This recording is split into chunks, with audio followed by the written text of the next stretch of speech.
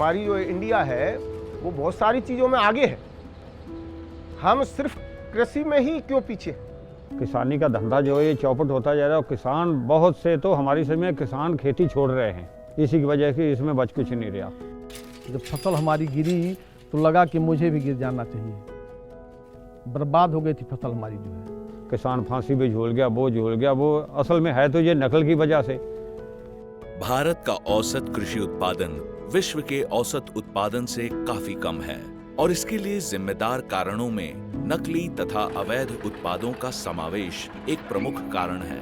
हर साल किसान जाने अनजाने में इन नकली तथा अवैध उत्पादों के जाल में फंस जाते हैं और इसका बुरा असर उनकी फसल पर, खेतों की मिट्टी पर, पर्यावरण पर और अंततः उनकी आजीविका पर होता है। जो चीज पिछले साल 2000 रुपए की थी अब 2500 रुपए की मिल रही है। मजदूरी भी बढ़ गई, सभी खर्चे, तेल, डीजल, खाद, सभी चीज़ बढ़ता चला जा रहा है। बच्चों की फीस भी महंगी हो गई। भैया इत्तेफाक से एक पिछले साल गन्ने की फसल में दवाई लगा दी, वो दवाई नकली मिल गई हमें और उसने कहा कि ये कुछ कम पैसों की है, काम पूरा करेगी। हमने थोड़ा बजट देखा कि यार थोड़ी सस्ती मिल रही है, काम पूरा करेगी, हमने लगा दी। उसका नतीजा लगाने के बाद देखा कि खेत में जिस काम के लिए लगाई थी वो दवाई ने वो काम करा ही नहीं। वो 1-2 साल पहले ये थी कि आम चर्चा थी कि दवाई की कि ये सस्ती भी है और अच्छी भी है, अगर ये लगाओगे तो दवाई के पैसे भी कम पड़ेंगे और फ़ायदा भी पूरा करेगी। तो हमने भी 3-4 एकड़ में लेके लगा दी, लेकिन उसने तो इतना बुरा हाल फसल का कर दिया, फिर हमें दोबारा से दवाई ला के असली वाली लगाने पड़ी, तब उसमें जाके कीड़े जो थे खेत के वो मरे। उसमें हमें घाटा, लेबर का भी घाटा रहा, दोबारा पैसा लगाना पड़ा, लेकिन वो खेत जो 25-30% के घाटे में ही फसल निकली। बीच में पिछले विगत वर्षों में 2 लोग मेरे दरवाजे पर आए और अचानक मुझसे जो है कुछ दवाओं को दिखाने लगे। मैं कानपुर की अच्छी कंपनी की दवा दे रहा हूँ, आप एक बार इसका प्रयोग करके देखिए। दवा डालने के बाद हमारी फसल रोग पर नियंत्रण कहाँ से होगा, दिन पर दिन फसल हमारी जो है एकदम वीक होती गई, पीली पड़ने लगी। उससे हमारी पैदावार घटने के कारण हमारी आमदनी बिल्कुल ख़त्म हो गई, उसमें लगभग जीरो। आगे जो लागत मैंने लगाया वो अभी लागत उसमें से किसी तरह से भी नहीं निकाल पाया उससे। और स्थिति ये हुई कि हमारे बच्चे की फीस भी नहीं भर पाए थे हम कुछ साल, हमको बैंक से लोन लेना पड़ा उसके लिए। मेरे यहाँ बहुत ऐसे किसान हैं जो हमेशा आत्मदाह कर ले रहे हैं। क्यों? इन्हीं सारे समस्या की वजह से किसान इतना पूंजी लगाता है, दुकानदार क्षण भर के लिए उसको डुप्लीकेट दवा दे के उसको ठग लेता है। ये नहीं करना चाहिए। वैश्विक रूप से अवैध और नकली कीटनाशकों का व्यापार लगभग 6 अरब 50 करोड़ अमेरिकी डॉलर्स का होगा।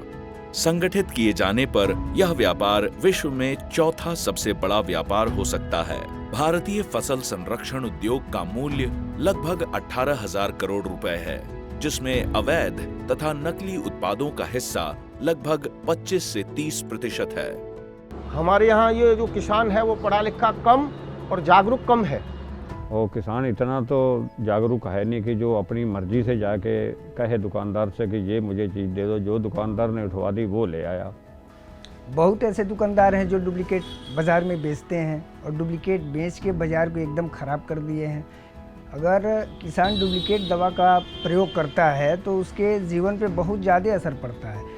तो उसकी आर्थिक स्थिति खराब होती है, पूरे परिवार पे असर पड़ता है। अगर उसके घर में बच्चे पढ़ रहे हैं, उनकी दुनिया भर की समस्याएं होती हैं, फीस भरना है और चीज़ें हैं। आर्थिक स्थिति खराब होने से उसे बहुत समस्याओं में घिर जाता है।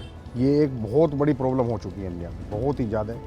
इससे सारा सर्किल चेंज हो जाएगा। आप किसान परेशान, हम परेशान, कंपनी परेशान, और जो मेन चीज़ है जो सोयल है उसका स्ट्रक्चर, करैक्टर सब चेंज हो रहा है। भारतीय किसान और विक्रेता थोड़ा सा पैसा बचाने के लिए सस्ते तथा नकली उत्पादों का इस्तेमाल और प्रसार करते हैं।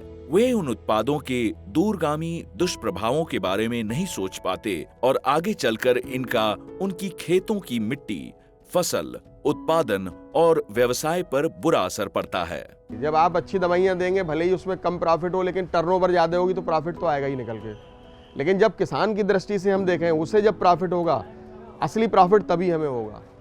एक गुडविल, एक ख्याति दुकानदार की होती है।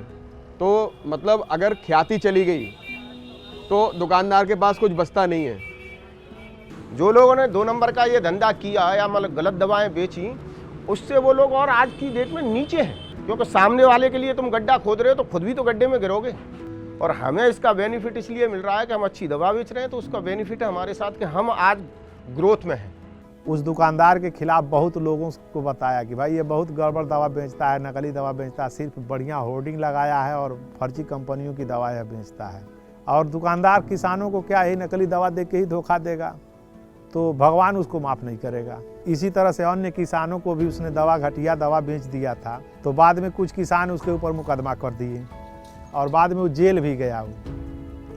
और आपको जान के इस बात का ताज्जुब होगा कि जेल से लौट के आया तो उसको इतना सदमा उस दुकानदार को ही लगा कि उसकी डेथ भी हो गई इस दुकानदार की। तो एक बार तो हम नकली दवा किसान को दे देंगे, नहीं काम किया, उसमें हम 10-20 रुपये ज़्यादा ही कमा लेंगे। लेकिन इसके बाद फिर जब किसान दुकान पे नहीं आएगा तो उस दिन से हमारी आय बंद हो जाएगी। आज जरूरत है किसानों को खेती करने के सही तरीकों के बारे में प्रशिक्षित करने की, साथ ही में सस्ते बनावटी उत्पादों की जगह असली उत्पादों के इस्तेमाल के फायदे और नकली उत्पादों के नुकसान भी उन्हें समझाना अत्यंत आवश्यक है। हम तो कहेंगे कि खेती जितनी अमीर सौदा कोई है ही नहीं, बस ये नकल सरकार रोक दे। हम तो कह रहे हैं लोग नौकरियां छोड़ के इस खेती में आ जाएंगे। नकली और अवैध उत्पादों से अपने आप को कैसे बचाएं? चलिए जानते हैं। केवल लाइसेंस प्राप्त या अधिकृत विक्रेता से ही उत्पाद खरीदें। हमेशा अपनी खरीदारी का बिल मांगिए। उत्पादों पर भारी भरकम छूट मिल रही हो तो अतिरिक्त सावधानी बरतिए। कोई भी संदेह हो तो अपने नजदीकी प्लांट प्रोटेक्शन इंस्पेक्टर से संपर्क कीजिए और 1800-102-6545 इस नंबर पर हमारे FMC कस्टमर केयर प्रतिनिधि को कॉल कीजिए। FMC कंपनी जो है मतलब किसानों की शुभचिंतक है और इस तरह के अभियान या चला रही है, तो उससे मतलब काफ़ी जागरूकता बढ़ेगी किसानों में। मान लीजिए कि हमको अपने स्वयं पहले जागरूक रहना पड़ेगा। हमको कोई भी दवा खरीदने से पहले उसके बारे में जानना होगा। जितना ध्यान हम अपने शरीर पर देते हैं, अपने परिवार के शरीर पर देते हैं, अच्छी दवाई लाते हैं, खेती पर भी इतना ही ध्यान दो। ये भी एक हमारी रोजी रोटी है, हमारी माँ, इसके बगैर हमारा गुजारा नहीं है। तो ये हमेशा प्रयास रहे कि अच्छा माल बेच के 10 रुपया कमाएं, जिंदगी भर कमाते रहें। किसान को ठगने के चक्कर में कभी मत रहिए, नहीं तो भला नहीं होना है। दुकानदार भी मिले और किसान भी मिले और नकल से बिल्कुल नकल को देश से निकाल दिया जाए, क्योंकि ये देश किसानों के ऊपर है। जब किसान खुशहाल होगा तो हमारा देश भी खुशहाल हो जाएगा।